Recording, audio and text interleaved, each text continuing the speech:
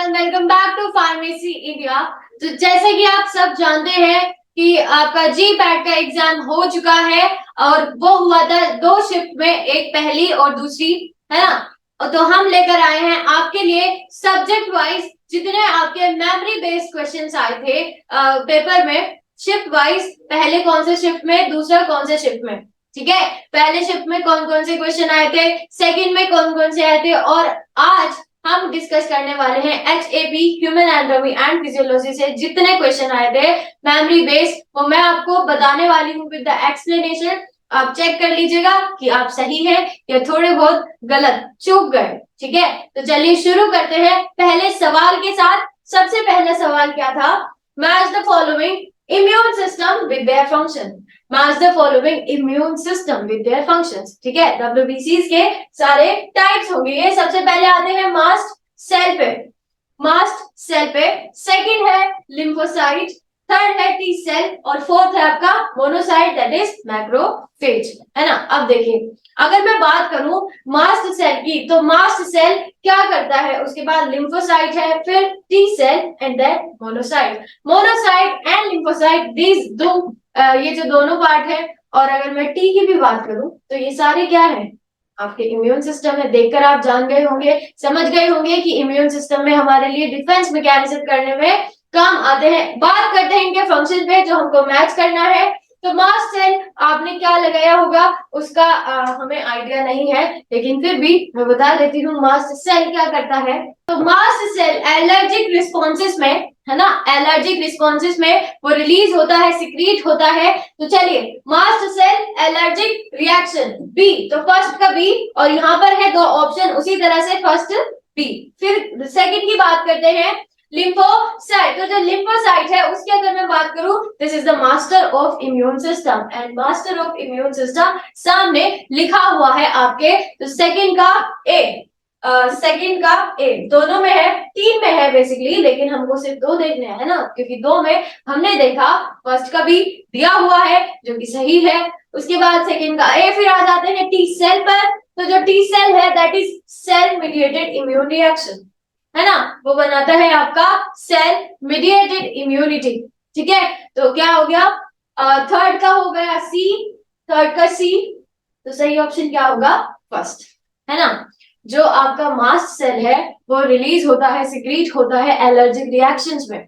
ठीक है, उसके बाद लिम्फोसाइट, आप सब जानते हैं कि लिम्फोसाइट WBC ये मास्टर है, हमारे स्वामी है इम्यून सिस्टम के, तो मास्टर ऑफ इम्यून सिस्टम। उसके बाद मैं टी सेल की बात करती हूँ, तो टी सेल बनाता है सेल मीडिएटेड इम्यूनिटी, है ना, सेल मीडिएटेड इम्यूनिटी। और मोनोसाइट की भी बात कर लेते हैं, मोनोसाइट जो है वो शो करते हैं फैगोसाइटोसिस। ठीक है, जो मोनोसाइट है वो शो करते हैं फैगोसाइटोसिस। तो क्या ऑप्शन सही होगा, ऑप्शन नंबर ए। अब चलिए देख लेते हैं, यही सही है। जी हाँ, बिल्कुल यही सही है आपका ऑप्शन नंबर 1। तो आई होप आपने सही किया हो। ठीक है, चलिए नेक्स्ट क्वेश्चन आते हैं। Normal value of HbA1c fall in the range of, normal value of HbA1c। HbA1c क्या होता है, देखिए HbA1c होता है ग्लाइकेटेड हीमोग्लोबिन, हीमोग्लोबिन। ठीक है, HbA1c is the glycated haemoglobin, या फिर हम कह सकते हैं एवरेज ब्लड ग्लूकोज लेवल, है ना, इससे रिलेटेड होता है, ऐसा हम कह सकते हैं, और इसका नाम है ग्लाइकेटेड हीमोग्लोबिन। तो जो इसका अमाउंट है, नॉर्मल रेंज जो होती है इसकी, वो अप्रोक्स अगर मैं बात करूं 5.7 के समथिंग। ठीक है, 5.7, इससे नीचे ही रहती है बेसिकली, ऊपर तो नहीं जाती मोस्ट ऑफ द केसेस में। ठीक है, 5.7 हमको मानकर चलना है, 5.7%। ठीक है, अब आते हैं आपके ऑप्शंस पे। ऑप्शन नंबर 1 0.1 to 0.8, तो ये तो नहीं हो सकता क्योंकि गिवन है, मतलब गिवन नहीं है, मैंने आपको बताया 5.7%, तो ये नहीं होगा। उसके बाद सेकंड की करते हैं बात, 6.5 to 7.5, ये हो सकता है ना। सबसे जो पास वाला है वो यही है, क्योंकि उसके बाद के ऑप्शंस आप देख सकते हैं 21.5, 25.5, 51.52, 53.5, तो ये तो नहीं होंगे। Option number B is the correct one. 6.5% to 7.5%, ये नॉर्मल हेल्थी पर्सन में नॉर्मल रेंज होती है आपकी ग्लाइकेटेड हीमोग्लोबिन की, दैट इज HbA1c। ठीक है, चलिए, हाँ बिल्कुल सही है, 6.5% टू 7.5। चलिए, अब आते हैं क्वेश्चन नंबर थर्ड पे। Alzheimer is caused by neurodegeneration of which part of the brain. जो अल्जाइमर डिसीज होती है, जो अल्जाइमर डिसीज होती है उसको हम कह सकते हैं कि भूलने की बीमारी, है ना, भूलने की बीमारी होती है Alzheimer disease. It is also a type of dementia. ठीक है, डिमेंटिस मतलब ऐसा पूरा नहीं कह सकते, लेकिन जो पागलपन होता है उसको हम रिलेट कर सकते हैं अल्जाइमर से, है ना। बोलने की जो वो होती है, आपको याद रहता है, मेमोरी बेस्ड होती है बेसिकली। ठीक है, जो भूलने की बीमारी होती है वो है आपका अल्जाइमर डिसीज, है ना। अब क्वेश्चन है कि अल्जाइमर इज कॉज्ड किसकी वजह से, जो न्यूरो डिजनरेशन की वजह से कौन से ब्रेन के पार्ट की वजह से होता है आपका अल्जाइमर। तो चलिए, ऑप्शन नंबर वन है हाइपोथैलेमस। अब आप खुद ही सोचिए, हाइपोथैलेमस जो है it is a part of for brain, तो यहाँ नहीं होगा। आप अल्जाइमर को रिलेट कर सकते हैं, है ना, रिलेट करते हैं टेम्पोरल बोन के आसपास कहीं पर होता है हिप्पोकैम्पस। ठीक है, आप ऐसे रिलेट कर सकते हैं। हिप्पोकैम्पस कहाँ प्रेजेंट होता है, ऑप्शन में गिवन है, जी हाँ है।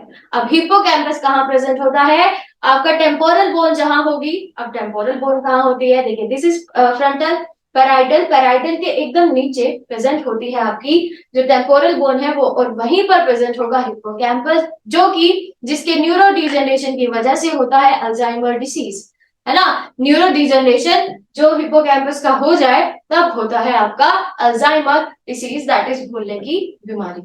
ठीक है, तो हिप्पोकैम्पस होगा इसका सही जवाब। कहां प्रेजेंट होगा ये, टेम्पोरल बोन, तो सही है, hippocampus is the right option. अब आपको चेक करना है ना। चलिए, नेक्स्ट क्वेश्चन है, lateral geniculate nucleus is associated with. सबसे पहले ये सोचना है आपको कि लेटरल जेनिकुलेट न्यूक्लियस प्रेजेंट कहाँ होता है, कहाँ प्रेजेंट होता है, थैलेमस में।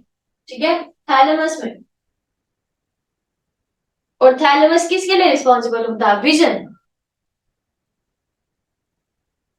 ठीक है, विजन, वहां पर जो न्यूक्लियाई प्रेजेंट होगा वो किसके लिए रिस्पॉन्सिबल होगा, जब थैलेमस खुद ही विजन के लिए रिस्पॉन्सिबल है, तो यहाँ पर प्रेजेंट होगी जो न्यूक्लियाई वो भी रिस्पॉन्सिबल होगी विजन के लिए। तो विजन गिवन है, first option number vision is the right option. देखिए, लेटरल जेनिकुलेट न्यूक्लियस प्रेजेंट होता है थैलेमस में। ठीक है, थैलेमस में प्रेजेंट होगा और थैलेमस खुद ही रिस्पॉन्सिबल होता है विजन में, तो इसीलिए इसका सही ऑप्शन क्या होगा, विजन। ठीक है, चलिए, सही है बिल्कुल, vision is the right option. Next question है, इन ईसीजी पी वेव रिप्रेजेंट।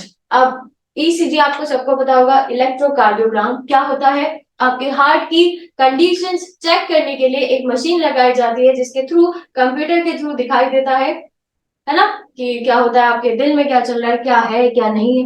अब देखिए, इस तरह से होगा कुछ, this is P Q R S and T, है ना। ये तीन कॉम्प्लेक्सेस होते हैं, पी क्यू आर एस, और थर्ड होगा T, P Q R S, उसके बाद टी। तो जो पी वेव होती है वो क्या शो करेगी, उसके बाद क्यू आर एस क्या शो करेगा, और लास्ट टी वेव क्या शो करती है। सबसे पहले अगर मैं पी की बात करूं, पी शो करती है आपका आर्ट्रियल डीपोलराइजेशन। ठीक है, आर्ट्रियल डीपोलराइजेशन, है ना। उसके बाद क्यू आर एस कॉम्प्लेक्स क्या शो करता है, वेंट्रिकुलर वेंट्रिकुलर डीपोलराइजेशन, पोलराइजेशन। और लास्ट जो टी वेव है वो क्या शो करती है, वेंट्रिकुलर रीपोलराइजेशन। ठीक है, री और डी सिर्फ इतना ही डिफरेंस है, कंफ्यूज होने के मैं कह सकती हूँ कि 200% चांसेस है। सिर्फ आपको इतना याद रखना है, पहले डीपोलराइजेशन होगा उसके बाद ही तो री होगा ना। है ना। एक बार वो डीपोलराइजेशन हो गया उसके बाद ही तो वो रीपोलराइजेशन होगा। तो पहले जितने भी होंगे वो डीपोलराइजेशन होंगे, उसके बाद रीपोलराइजेशन पे आते हैं। सबसे पहले होता है क्योंकि ऊपर ऑरिकल्स प्रेजेंट होते हैं तो सबसे पहले उन्हीं का डीपोलराइजेशन होगा। P wave shows atrial depolarisation. उसके बाद मैं आपको थोड़ा सा एक्स्ट्रा बताना चाहूंगी। क्यूआरएस कॉम्प्लेक्स शो करता है आपका ventricular depolarization and T wave shows आपका वेंट्रिकुलर डीपोलराइजेशन। ये है आपका पूरा इलेक्ट्रोकार्डियोग्राम की जो आपकी वेव्स होती हैं उनके फंक्शंस। तो अगर मैं यहाँ पर लिखना चाहूँ ventricular depolarization T wave, ventricular depolarization QRS complex, ठीक है। तो ये हो गया हमारा क्वेश्चन नंबर 5। आज हम शिफ्ट 1 के क्वेश्चंस डिस्कस करेंगे, ठीक है, इस वीडियो में। और नेक्स्ट वीडियो में शिफ्ट नंबर 2 के क्वेश्चन जितने भी आपके एचएपी के जितने भी सवाल आए हैं वो सारे डिस्कस करेंगे विद द एक्सप्लेनेशन, ठीक है। तो इसका ऑप्शन सही हो गया आर्ट्रियल डीपोलराइजेशन। नेक्स्ट क्वेश्चन है the cranial nerve accommodating I for near vision is. देखिए आई में होते हैं सिलरी मसल्स, है ना, जो आपके आई लेंस को जितना भी मर्जी कॉन्ट्रैक्ट कर सकते हैं, जितना मर्जी वापस से डायलेट कर सकते हैं, ठीक है। तो अगर सिलरी मसल्स को हमें एकोमोडेट करना हो, ठीक है, जो हमारी एकोमोडेशन पावर होती है दूर की चीज देखने पे पास की चीज देखने पे, वो कौन सी नर्व कंट्रोल करती है। सबसे पहले आपको पता होगा कि 12 पेयर्स ऑफ क्रेनियल नर्व पाई जाती है हमारी बॉडी के अंदर, जिसमें से ओक्यूलोमोटर, ऑप्टिक, फेशियल, ट्रोक्लियर ये भी एक एक है। अब ओक्यूलोमोटर कौन सी नर्व है? ओक्यूलोमोटर है आपकी थर्ड क्रेनियल नर्व, ठीक है। ओक्यूलोमोटर इज थर्ड क्रेनियल नर्व। उसके बाद ऑप्टिक नर्व है आपकी second cranial nerve, second cranial nerve, ठीक है। फेशियल होती है सेवेंथ क्रेनियल नर्व और लास्ट विच इज ट्रोक्लियर ये होती है आपकी फोर्थ क्रेनियल नर्व, ठीक है, फोर्थ क्रेनियल नर्व। सवाल है कि आपकी जो एकोमोडेशन पावर होती है आपकी वो कौन कंट्रोल करता है। सही ऑप्शन आपको सामने एकदम दिख गया होगा, है ना। अगर आपने नंबर से याद किया है तो भी आप सही होंगे, अगर आपने नाम से याद किया है तो भी आप सही होंगे। Option number 1 is the right one, oculomotor, ठीक है। नाम में क्या आ रहा है ओक्यूलोमोटर। ओक्यूलोमोटर आपके विजन से, आंख से कहीं कहीं रिलेटेड होगा। आप सोच रहे होंगे ऑप्टिक भी, लेकिन जो ऑप्टिक नर्व होती है उसका काम आप कितने सालों से पढ़ते हुए आ रहे होंगे। जो ऑप्टिक नर्व होती है वो आपकी जो इमेज बनती है रेटिना पर उसको लेकर जाती है ब्रेन तक, ठीक है, जिससे आपको पता चले कि आपने क्या देखा, है ना। फिर मैं बात करूं फेशियल नर्व की, आपके फेशियल एक्सप्रेशंस को कंट्रोल करती है, क्योंकि नाम में है फेशियल तो क्या कंट्रोल करेगा आपका फेशियल नर्व, ये तो हो ही नहीं सकता। उसके बाद जो ट्रोक्लियर नर्व होगा that is also the smallest cranial nerve, smallest cranial nerve, ठीक है। तो ये भी नहीं होगा। ऑप्शन नंबर सी और डी बिल्कुल भी नहीं होंगे। Option number 1 is the right one, oculomotor nerve, ठीक है। आपकी जो आई की एकोमोडेशन पावर होती है वो किसके हाथ में होगी? आपकी ओक्यूलोमोटर नर्व के हाथ में, जिसका नंबर है थर्ड। तो सही ऑप्शन इसका हो गया हमारा ओक्यूलोमोटर। नेक्स्ट क्वेश्चन है true for bone tissue cell differentiation. Bone tissue cell differentiation क्या होता है? देखिए बोन अपने एक जिस आकार में वो बन गई बचपन में वैसे ही नहीं रहती, है ना। वो थोड़ा डिफरेंशिएट होगी, थोड़ी और पावरफुल बनेगी, है ना, क्योंकि बचपन में हमारी बॉडी का साइज है इतना, अब हम बड़े हो गए हमारी बॉडी का साइज हो गया इतना, तो बोन को इस हिसाब से बनना पड़ेगा, उसको डिफरेंशिएट होना पड़ेगा, थोड़ा सा बोन मास, थोड़ी सी डेंसिटी ज्यादा आनी चाहिए, ठीक है। जैसे जैसे बड़े होते जाते हैं, बचपन में तो बॉडी इतनी सी है तो हड्डियां कमजोर होती हैं, मतलब जितनी बॉडी है उसके हिसाब से आपकी बोन होगी। लेकिन जैसे जैसे जैसे जैसे इंसान बड़ा होता जाता है वैसे ही उसकी बोन की डेंसिटी, बोन मास बढ़ता हुआ जाता है, तो वही होता है बोन सेल डिफरेंशिएशन। अब बात है, सवाल ये है कि क्या करेक्ट ऑर्डर है आपका बोन टिश्यू सेल डिफरेंशिएशन का। सबसे पहले जो बनता है वो है ओस्टियोजेनिक, ठीक है। ओस्टियोजेनिक के बाद बनता है ओस्टियोब्लास्ट और ओस्टियोब्लास्ट से बनता है ओस्टियोसाइट, ठीक है। सबसे पहले ओस्टियोजेनिक, उसके बाद ओस्टियोब्लास्ट, उसके बाद ओस्टियोसाइट। ये होती है आपकी पूरी जो सीरीज है। तो ऑप्शन देख लेते हैं कौन सा सही है। ओस्टियोजेनिक सबसे पहले, दो ऑप्शन गिवन है, ओस्टियोजेनिक, उसके बाद ओस्टियोब्लास्ट, ओस्टियोब्लास्ट में भी यही है।